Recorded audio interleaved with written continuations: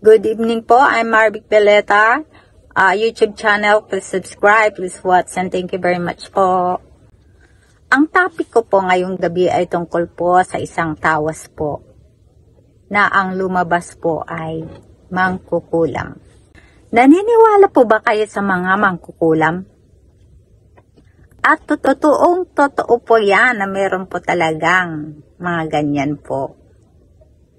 Iba't ibang klaseng paniniwala at nasa sa inyo na po yan kung maniniwala po kayo.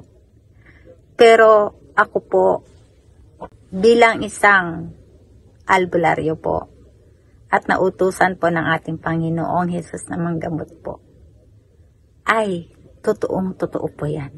Maniniwala po kayo. Ito po ang tawas ko po sa isang mangkukulam na lumabas po sa tawas ko. Dahil meron po isang taong nagpa-tawas sa akin.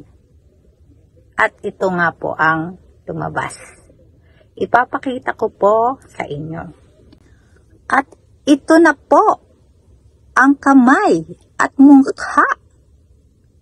Nakakatakot po, di ba po?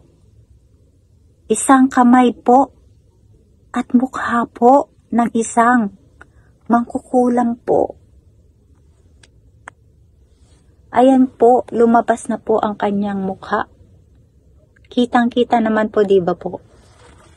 Kaya, nakakakilabot po. Dito nyo na po makikita ang mga totoo pong nagaganap sa ating paligid.